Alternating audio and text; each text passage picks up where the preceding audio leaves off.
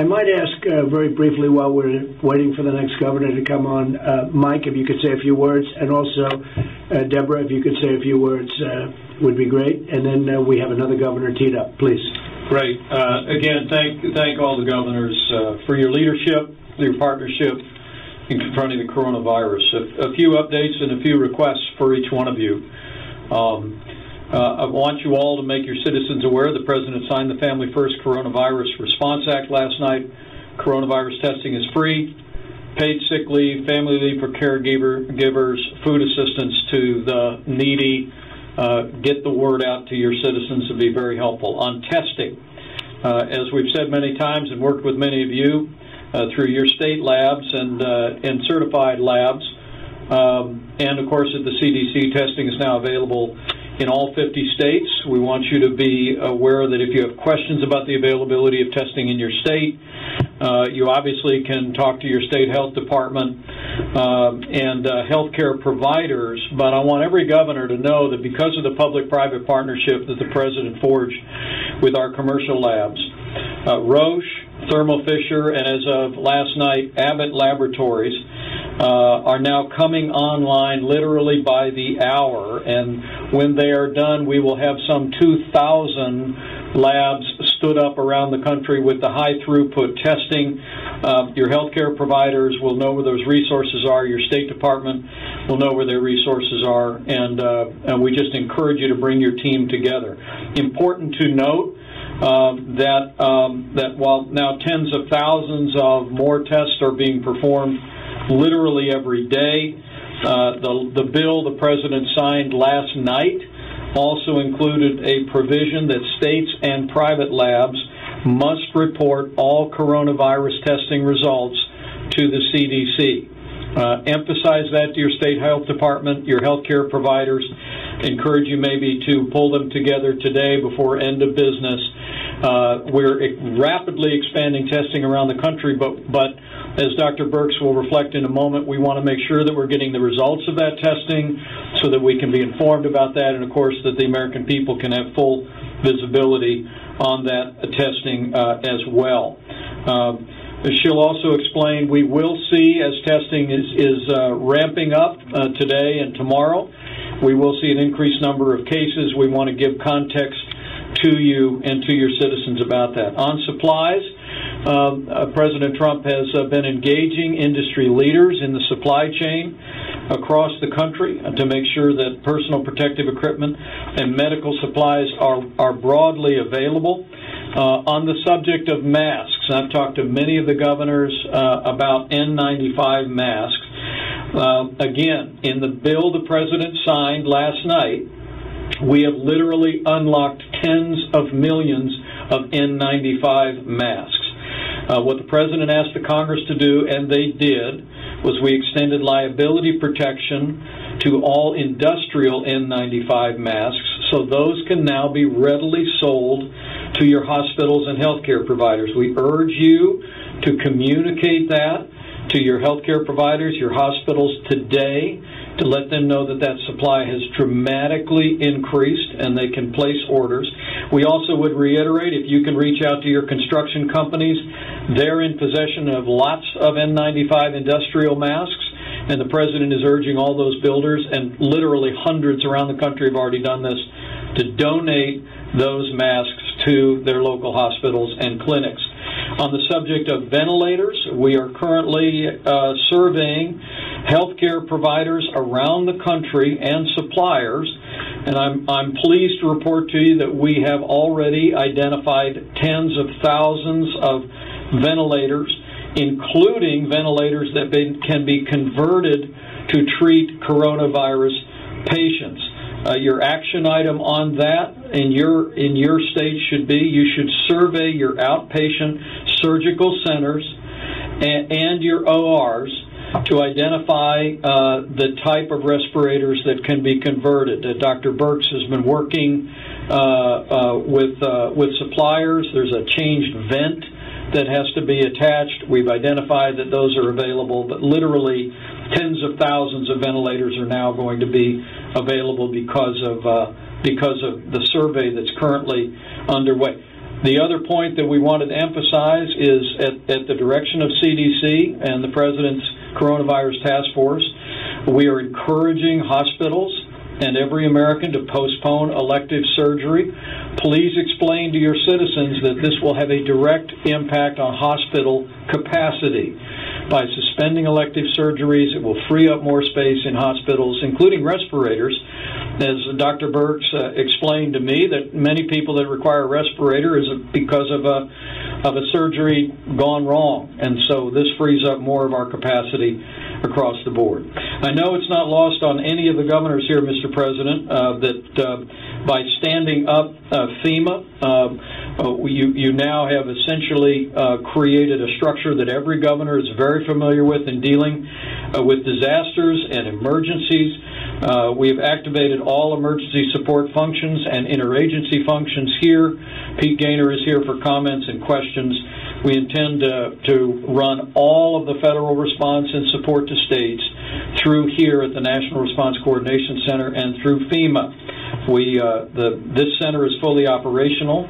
Governors, I want you to tell your teams that this NRCC will be connected to your states through your regional administrators and your state emergency operations center. This will be very familiar to all of you. Any questions that you have, the only thing that I would ask on the President's behalf, if there are issues that arise in your state, begin with your regional FEMA administrator. Literally 20,000 people work for FEMA. You all know what incredible people they are, and they're ready to go to work your issues.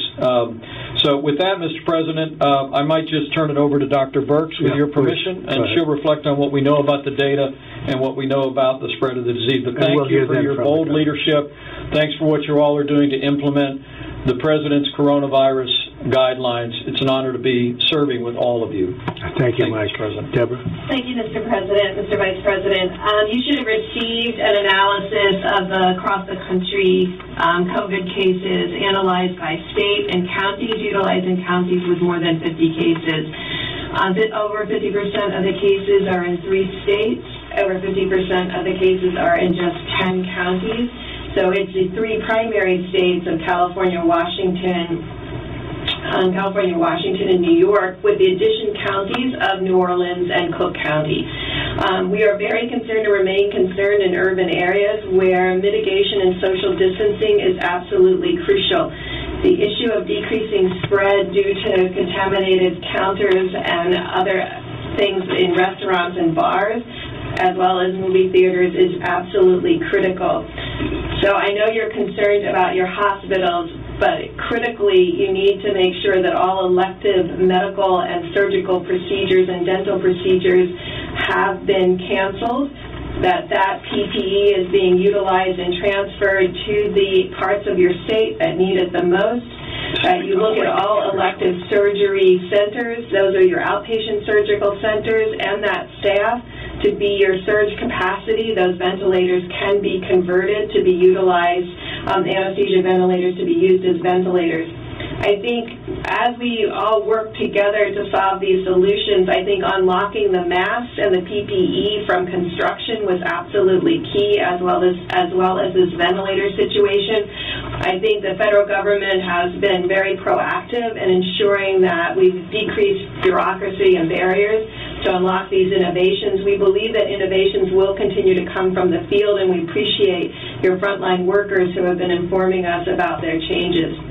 It's important that we're tracking the data on a county-by-county as granularly as we can, because we can look at whether mitigation is working in those. We'll get feedback from your community. This will only be solved if every single person in every single community takes responsibility to ensure they're following the presidential guidelines that were put out several days ago for the 2 weeks of stopping this virus.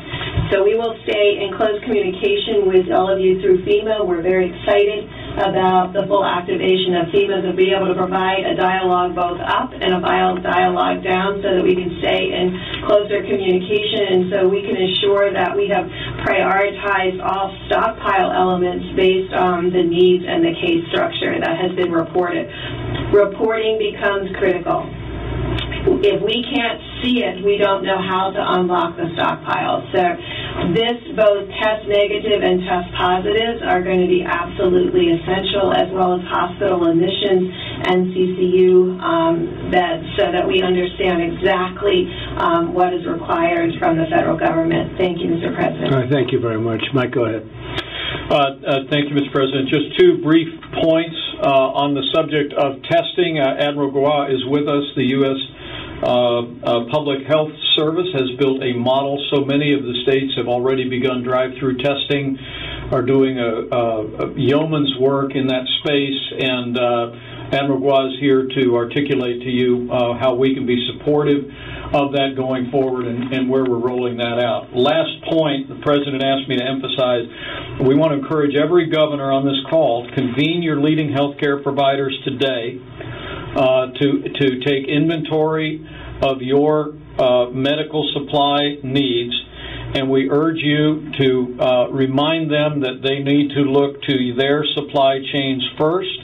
We'll prioritize accordingly, and any states that are in the middle of critical response know that we will work with you to get you what you need. Other states, you need to talk to your healthcare leaders, providers, and make sure that they are going to the supply chain. And we encourage you to pull them together today to emphasize that point. Thank you, Mr. President. And thank you very much, Mike. And I want to get back to the governors. I do want to say, to me, something so big. The FDA has approved a compassionate use for a significant number of patients. We have a drug called chloroquine. A derivation would be hydroxychloroquine, which I hear even better about. It's a common malaria drug. It's been available, so therefore the safety level we understand very well. It's been relatively safe, and it showed very encouraging early results. Really encouraging. If this works as well as hopefully it might, the FDA, which would have taken normally much longer to do under our great secretary, has been fantastic. The head of the FDA has been Dr. Hahn, Dr. Stephen Hahn. He's been fantastic. He got it approved very quickly. I won't even tell you how quickly, but let's put it this way, it's approved. And we're encouraging you to take a look at it. We have ordered a lot of it, and you can too. It's by prescription. It's a very powerful drug for malaria and also for various forms of very serious arthritis. But we think it has a very serious, very good impact on what we're talking about with respect to the virus. So you'll take a look at that, and you can coordinate with us. But I think, to me, that's a game changer. You know about the vaccines are fine, but that will be a while before you can test them because you have to leave quite a bit of period. We are making tremendous progress on a vaccine, but it still takes a long while to test it. We're also studying this and other promising therapies, which is a therapy produced by Gilead, and that would be it's called remdesivir, and it shows great promise.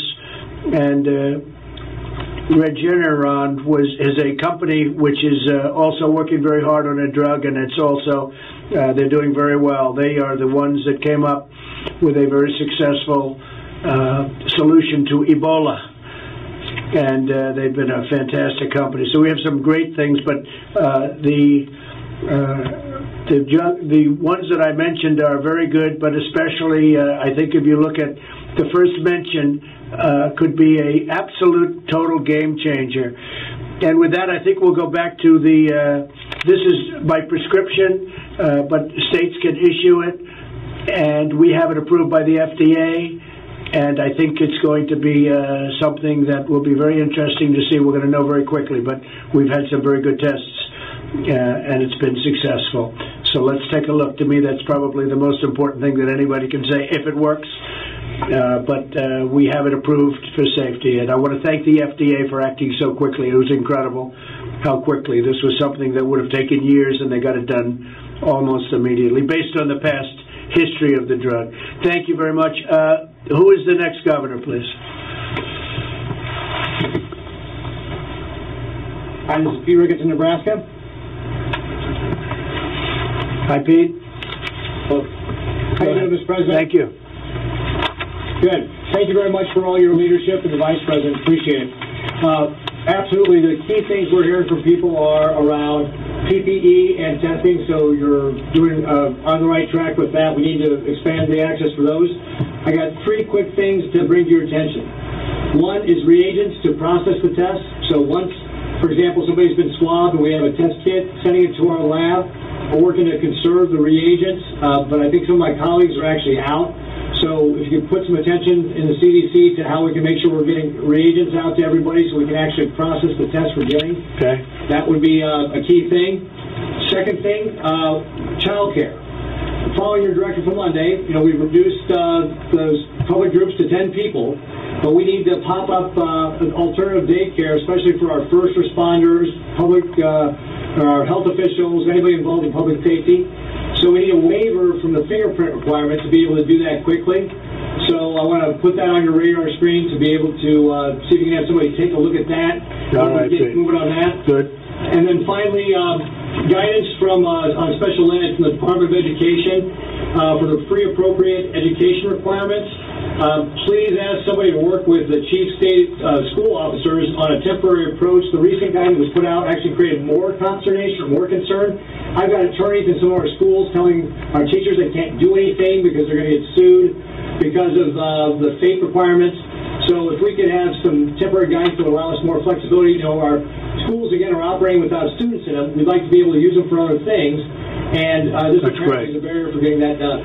That's great. Thanks for your help on this. We'll get right back to you on that, Pete. Thank you very much. Great job you're doing. Thank you. Okay, who's next, Governor? Who's our next governor?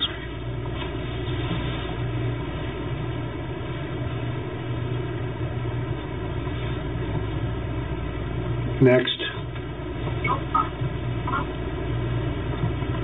Hey, Mr. President, Vice President, this is Governor Baker from Massachusetts. Hi. First of all, I want to thank you for signing the Family First Act. That will certainly provide needed resources to all of us, and I'll obviously echo the argument that other governors have made that more flexibility is better than less with respect to additional federal support, just given the way we all work. I just have 2 things on the PPE issue, which obviously is a huge issue for all of us. The first is, could you talk a little bit about the guidance you're going to offer, or just give us some guidance on how the implementation of the Defense Production Act is going to work with respect to trying to man up and generate additional capacity around the PPE stuff. And then the second thing, and I'm not quite sure what to do with this, so I'm just going to throw it out there for you.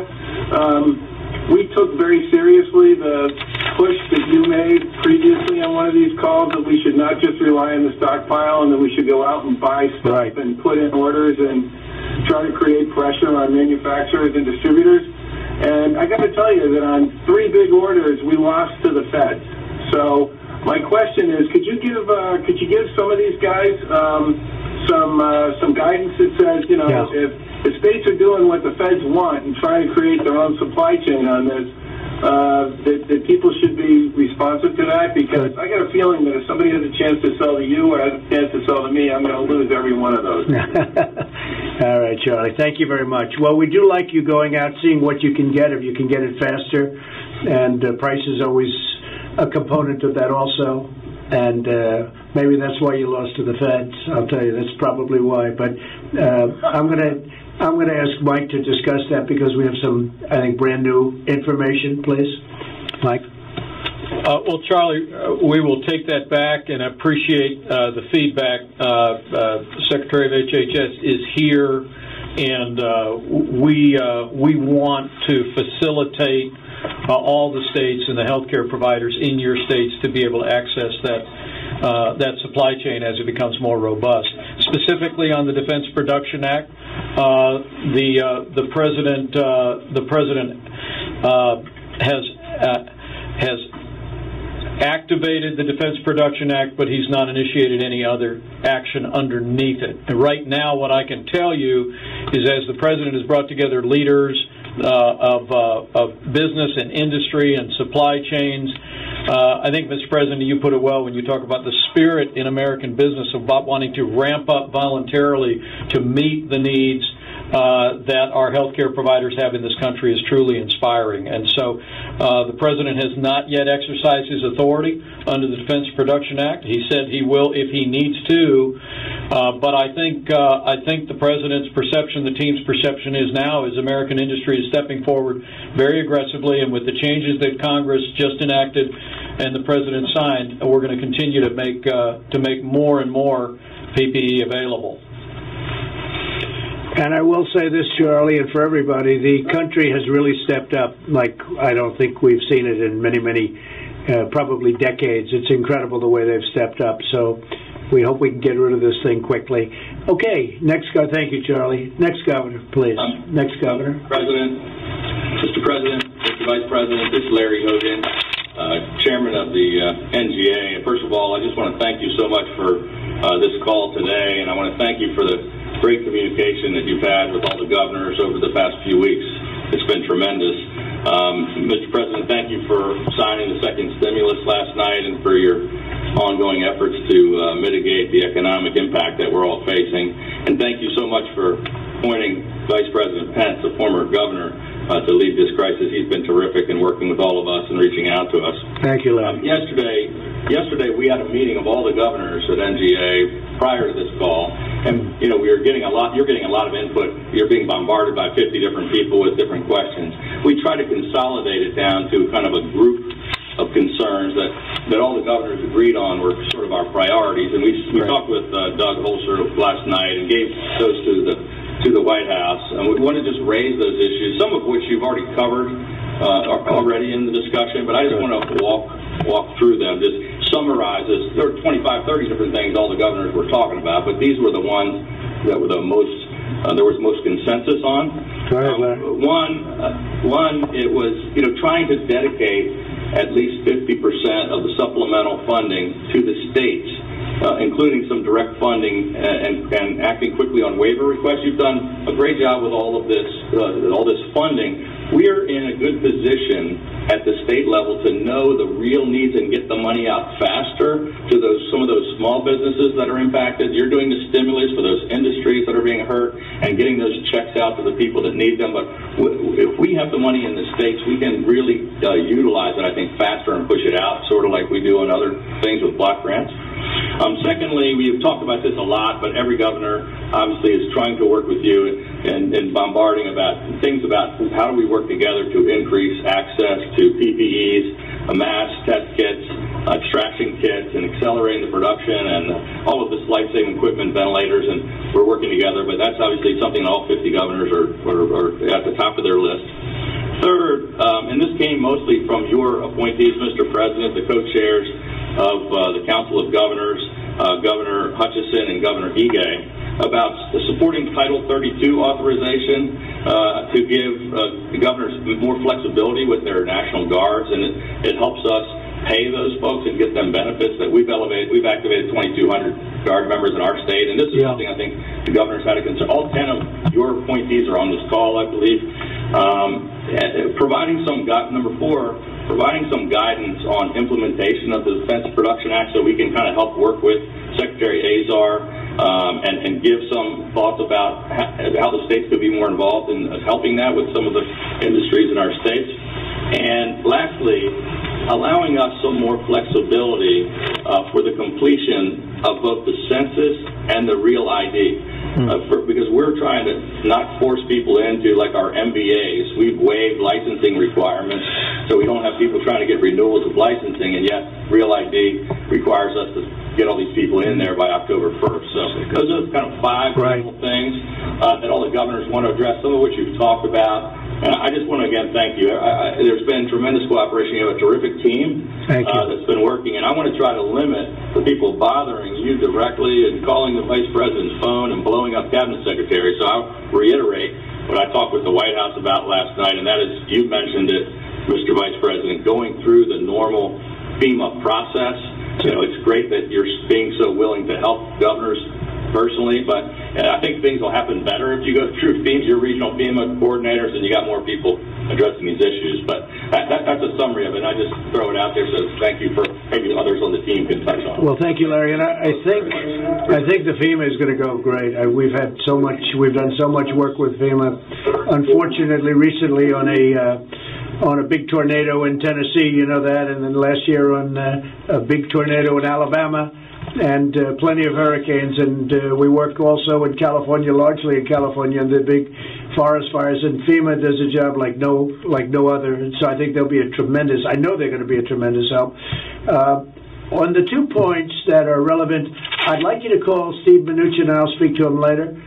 Give him a little detail on those 2 points, please, so that while we're doing this with the Senate, we're getting a lot of cooperation from Democrats and Republicans. Maybe you can make those 2 points a little bit with Steve, because a few people do agree with that. Okay? Thank you. Thank you very much, Larry. Thank you, Mr. President. Okay, next governor, please.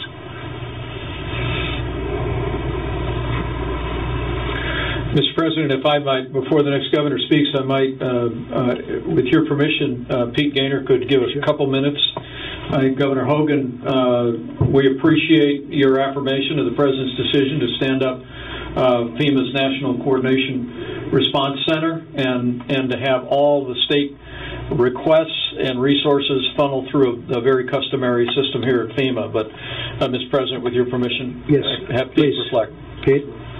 Sir, Mr. President, Mr. Vice President, welcome to the National Response Coordination Center. And as the Secretary and the Vice President yourself has announced previously, FEMA is the leading federal operations, or is leading federal operations on behalf of the White House Coronavirus Taskforce, who oversees the whole of government response to the pandemic. Like all of you, we are prepared to do this for the long duration, for the long haul. The health and safety of our employees and the American people is my top priority. As of this morning, the HHS Crisis Action Task Force and other federal partners have fully integrated into the operations base here at FEMA's National Response Coordination Center. Additionally, all 10 FEMA regional response coordination centers around the country have been activated to support ongoing response efforts in each of your respective states and regions. Currently, there are 50 states, the District of Columbia, 5 territories, and 1 tribe that have opted in and have received the 501(b) emergency declaration for COVID-19. In support of this, FEMA's primary goal will be to ensure you have the resources that you need. This is what FEMA needs from everyone. The FEMA regional administrators will continue to coordinate closely with you and your teams to determine the type and level of support you need as you continue to respond to this dynamic threat. Like all emergencies, response is most successful when it is locally executed, state-managed, and federally supported. We cannot stress this enough. At the state level, it is important that your emergency management and public health teams are linked together. Governors, if you have unmet needs, please ensure they are communicated to your respective FEMA regional administrator. They have a direct line here to the NRCC in Washington, D.C. I also need your help in emphasizing that at the local and county level, there should first be funneling requests up through the state and then from the state to the FEMA regional administrators. Again, locally executed, state-managed, and federally supported. Recently today, we issued guidance to all states about what eligible emergency protective measures are under the SAFT Act. So that was this afternoon, and governors, you should see that shortly. We also issued guidance on giving more definition about the Defense Production Act. I thank everyone for the continued partnership in this effort, and as the President and Vice President said, we will get through this together as a team. Thank you very much, Pete. And in addition to FEMA, we have the very, very talented man who I've dealt with a lot on building different things throughout the country, the general that you, I think for the most part you know, General Semonite, and that's the Army Corps of Engineers, and very much involved in a couple of locations, I know very specifically, and he's definitely very busy, but he's a good builder, and that's what you need is a good builder, so thank you very much, General, for being here. Okay, next governor, please.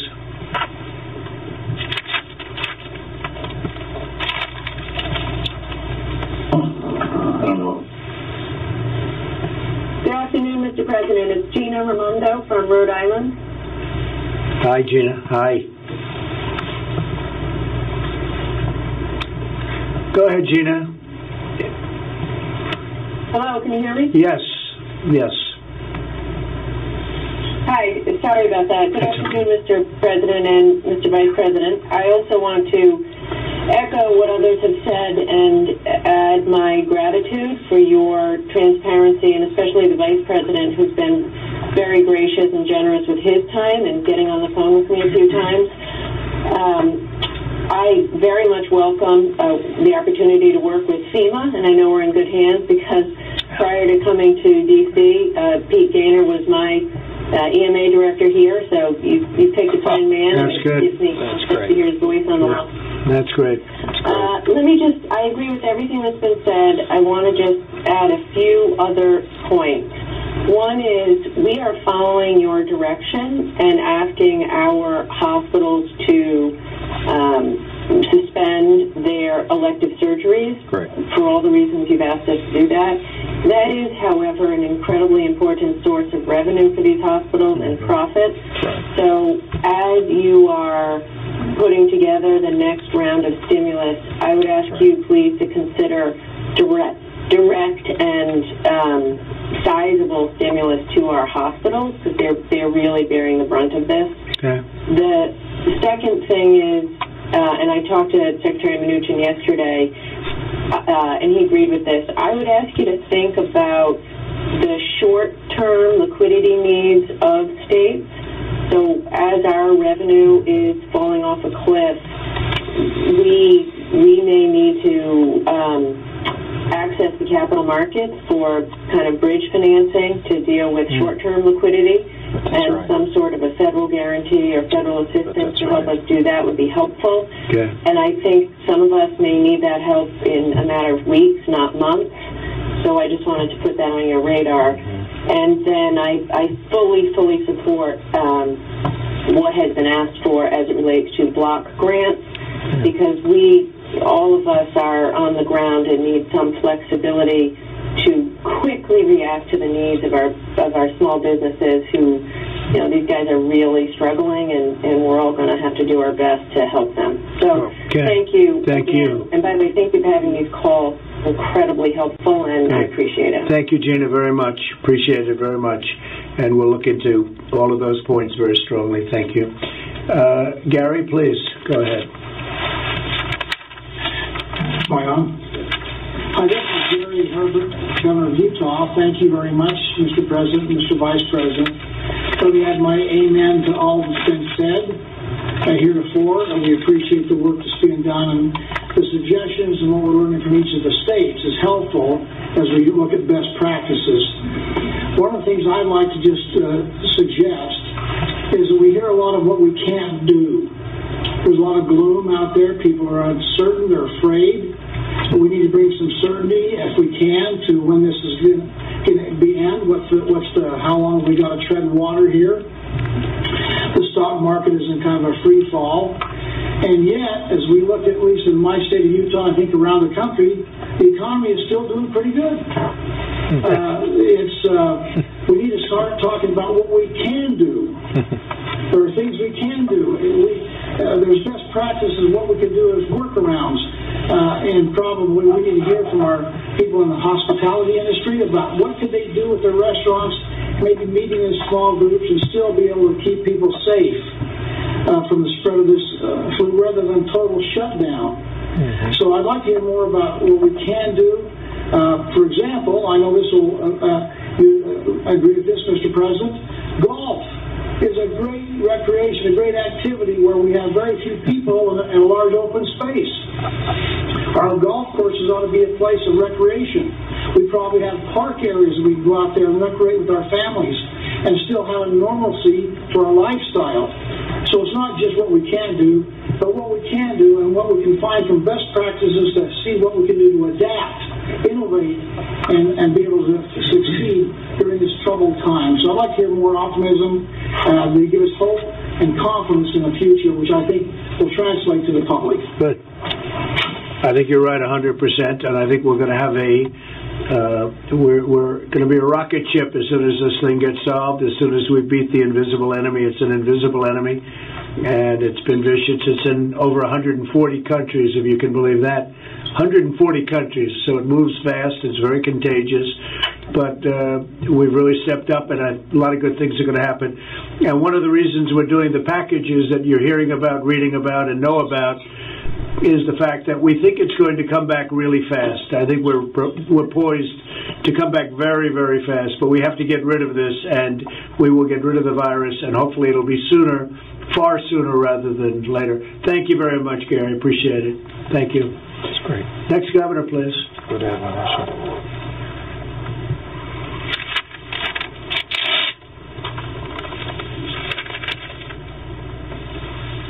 Mr. President, this is Gretchen Whitmer from Michigan. Hi, Gretchen. I'd like to be on the call with you. I want to thank you for the policy on the Canadian border. Michigan relies on a lot of medical care professionals coming across that border, and so grateful that it was a thoughtful policy. Good. And, you know, I'm not going to waste your time echoing all the comments my colleagues have made, though I see the wisdom, and I'm grateful that they've made them. I wanted to just quickly touch on the auto industry. Obviously, coming from Michigan, my colleagues across the country also have serious investments from the auto industry, and we're concerned about liquidity up and down the supply chain and all of the great people that have made the backbone of our economy hum for so long. And I'm just hopeful that as conversations happen around industry, and we will keep this important sector front and center, because we are concerned about ensuring that they have got some paths out and back to prosperity as well. Well, thank you very much. You're right, 100%. We're watching the auto industry very much. We're going to be helping them out at least a little bit, and they've sort of requested some help, and it wasn't their fault what happened. So we'll be taking care of the auto industry, and I appreciate it very much, your comments. Thank you. All right, next governor, please. Thank you.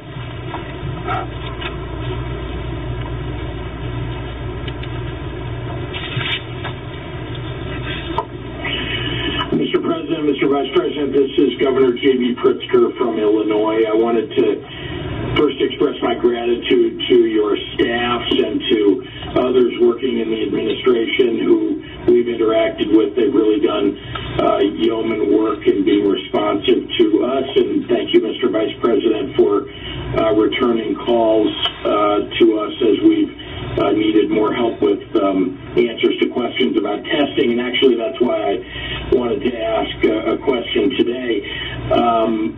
We understand that there is drive-through testing that's being stood up across the country. We hope to see it in Illinois, drive-through testing that the federal government has arranged. But we understand that there are only about 5,000 tests that will be provided to us in Illinois for these drive-through testing centers, and then there's no more promise after that.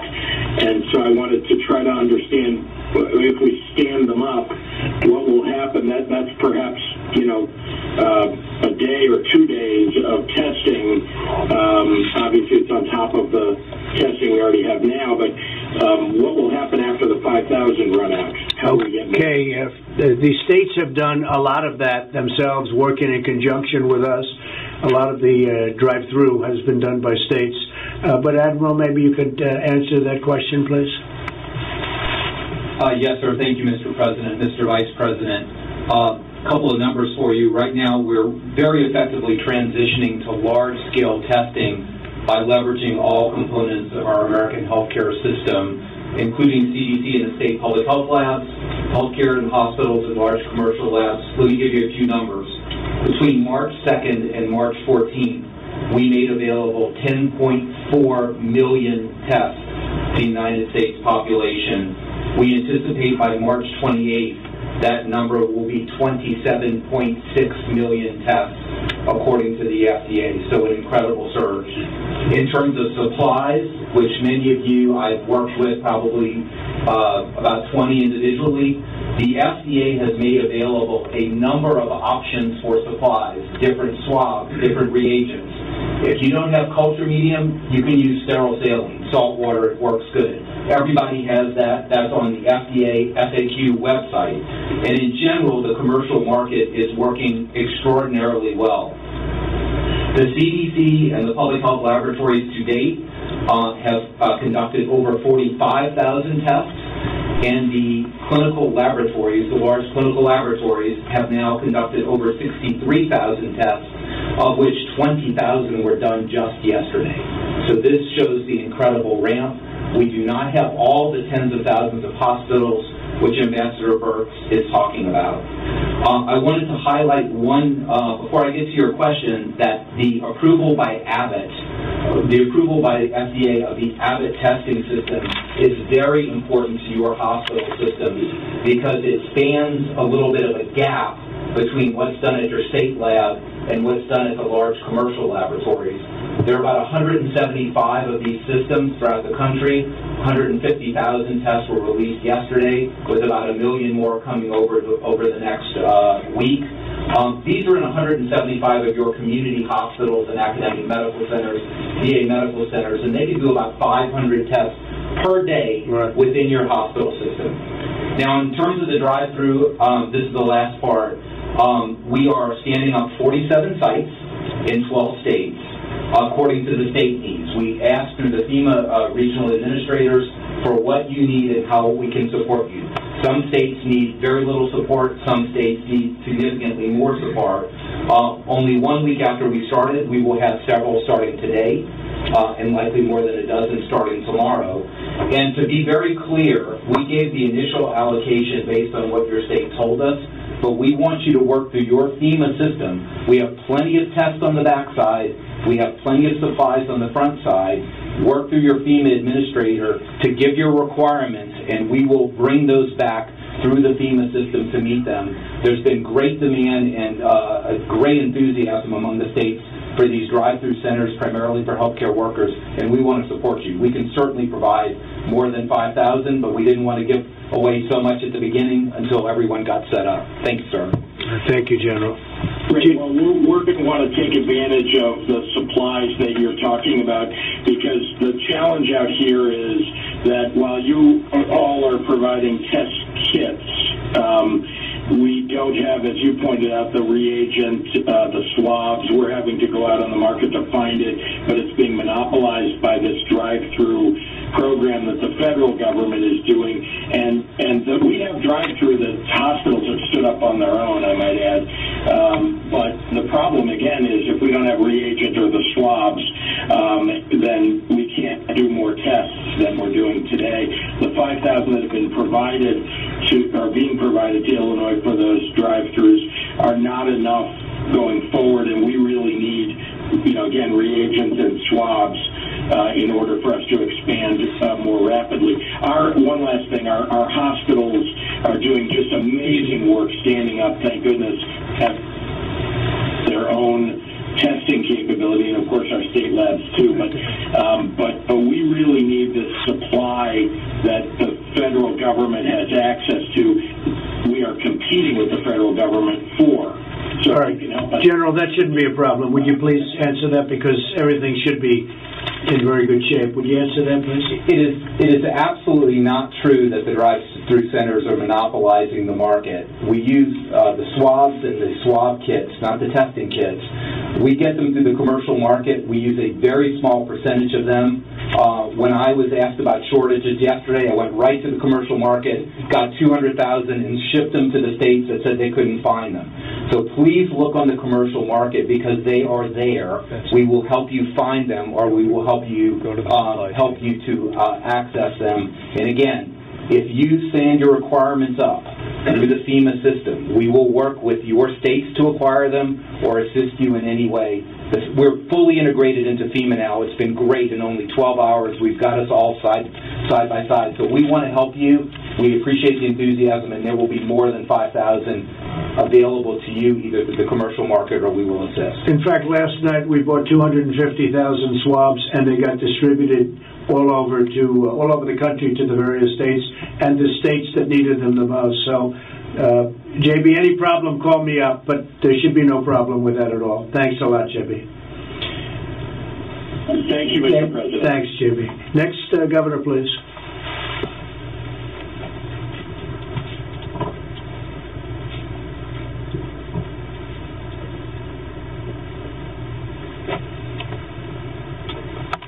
This is Christine Elm from South Dakota. Thank you, Mr. President, Mr. Vice President, for all your hard work. We sure appreciate it. I want to tell you a little bit of my story, and I need to understand how you're triaging supplies. We, for 2 weeks, were requesting reagents for our public health lab from CDC, who pushed us to private suppliers who kept canceling orders on us. And we kept making requests, placing orders. The morning we would expect the supply, all of a sudden we get a cancellation notice, and we're working through all the set-up channels of the federal government to get it resolved until we ran out and were unable to process any tests in the state of South Dakota because I have the only lab that is operating today. I have no commercial outside labs whatsoever.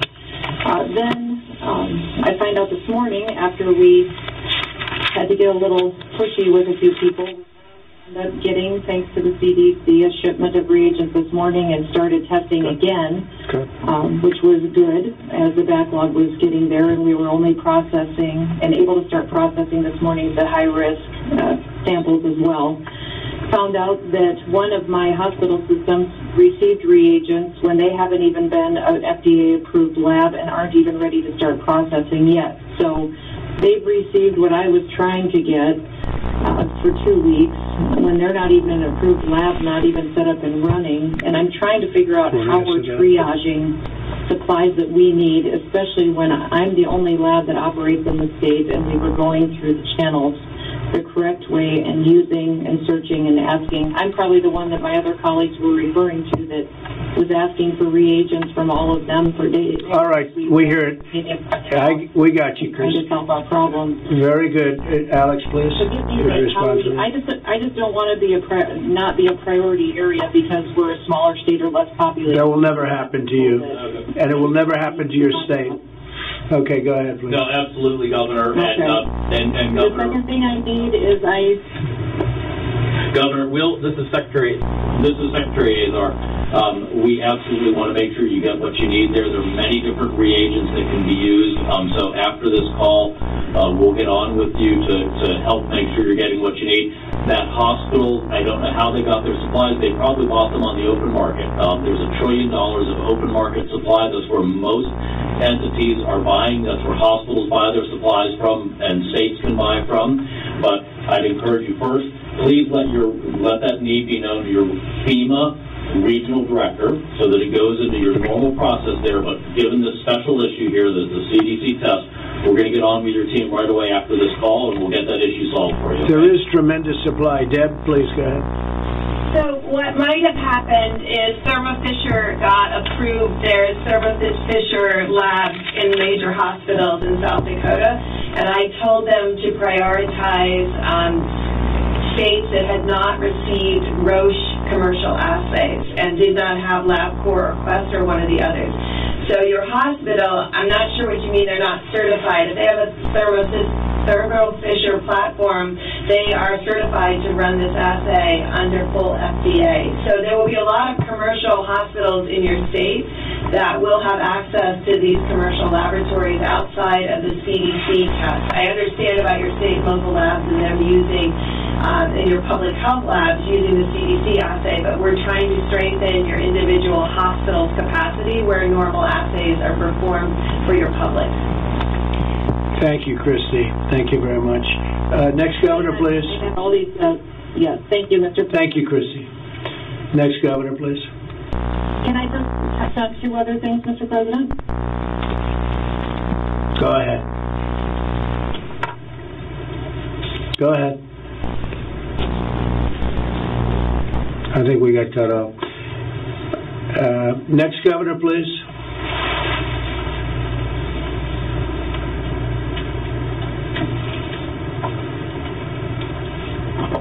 Mr. President and Mr. Vice President, I want to thank you on behalf of Alaska for all the hard work you're doing.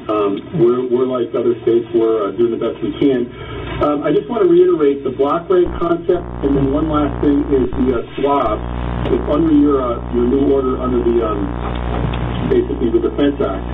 If we can get those swabs going, it's going to help us tremendously up here. But that's basically the request. And again, we want to thank you very much for what you're doing, and our hearts and prayers are with our fellow Americans and the rest of the state. Thank you, Mike. We'll take care of that immediately, very quickly. All right? Thank you. Next, please.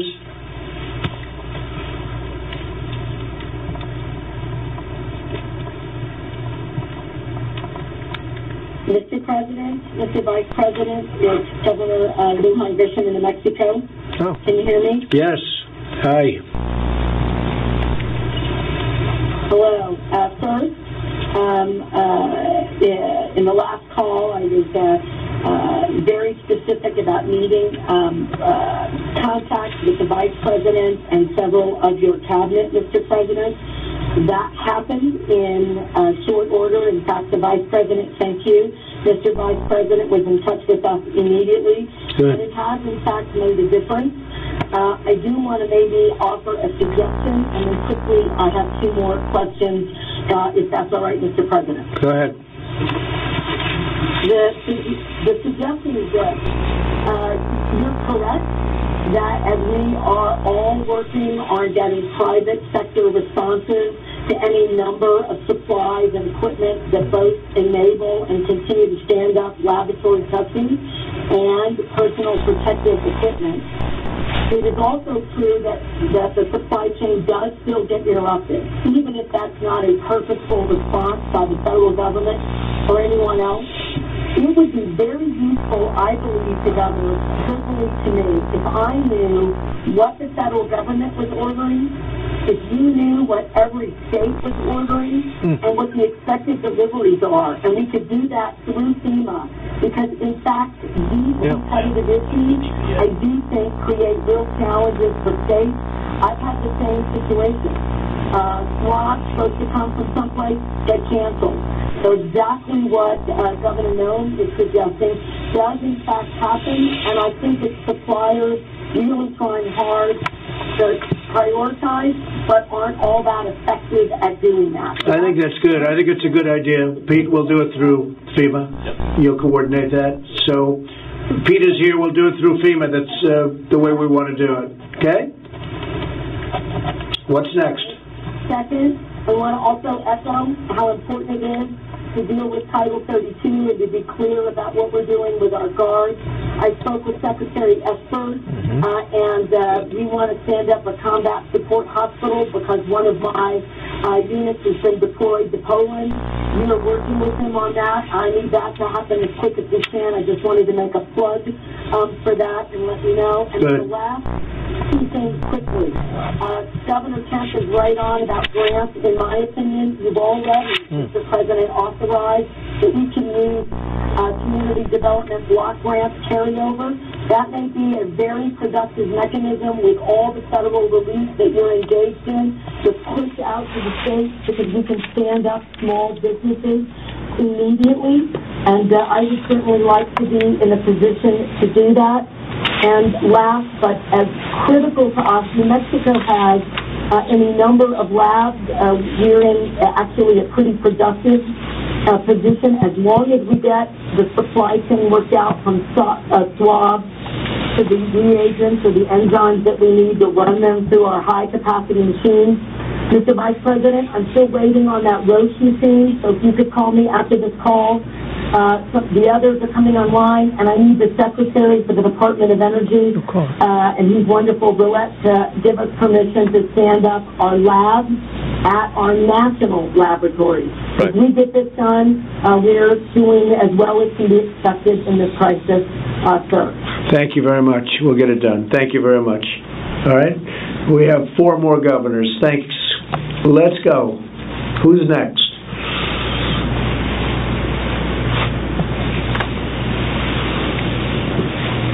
Hi. Oregon is grateful for these calls, the ability to connect with your administration, and our needs are reflected in the NGA letter that Governor Hogan presented. Thank you. Thank you very much. Okay, next, please.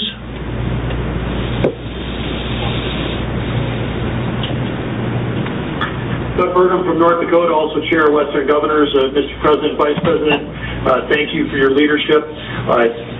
We had a previous call, brought up the risk in tribal area. Yesterday, the White House held a tribal call. Over 900 people participated on that call. You pulled together with Lighthouse leadership, the leaders of the BIA, the Bureau of Indian Education, Indian Health Services. There's more money on the way, so thank you for your fast response. Number two, on behalf of Western governors, you've heard it from Georgia, New Mexico, and Rhode Island, my colleagues there, but block grants to the states would allow us to move quickly to not only support small business, but real help support the economy and help solve this crisis. And then lastly, you made a commitment last week during this time of $25 WTI oil prices to fill up the petroleum reserve for the U.S. That will save billions of dollars.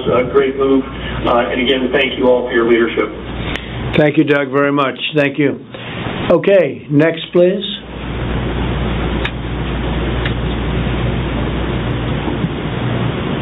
Mr. President, this is Steve Sisolak from Nevada, and I appreciate you having this call. I'd like to ask one big thing of you. I know that you're looking at potential recovery packages already in stimulus, and we talked about the airlines and the cruise ships, and I would like you to consider including the hospitality industry in that. I have unfortunately had to shut down the Strip in Las Vegas, and tens of thousands of hospitality workers have been displaced as a result of that, and while they're getting some compensation and filing for unemployment, anything to help we could get from your end to help with the facilitation of getting our economy back going again would go a long, long way. This is our number one industry in Nevada, and I know we've got other parts of the country with the theme parks and whatnot, and these folks are lower wage sometimes. It would definitely be helpful if we could include them in any recovery package that is brought forward. I think it's a great idea. Thank you very much.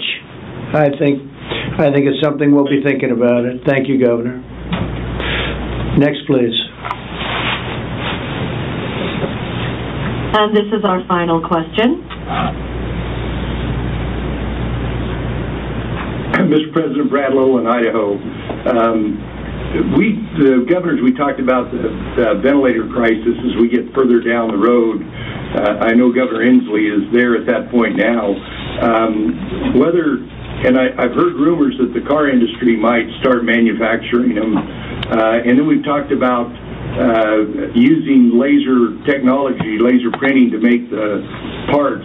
If FDA would give us the standard, and if Congress and the administration would help us with patent protection so that we could get into the supply chain an adequate supply of ventilators and the filters to where that was one less thing we had to worry about in our supply chain going forward, that would be very helpful. Okay. And we can do that too. That's great. We can do that easily. Thank you. Thank you, Brett. Well, ladies and gentlemen, thank you very much. It's been an honor to be with you. We'll do this probably often until this gets solved. Feel free to call me, the Vice President, anybody at the table, anybody in the room, except for the media. Don't call the media. And we will see you at the next one. Thank you all very much. Thank you.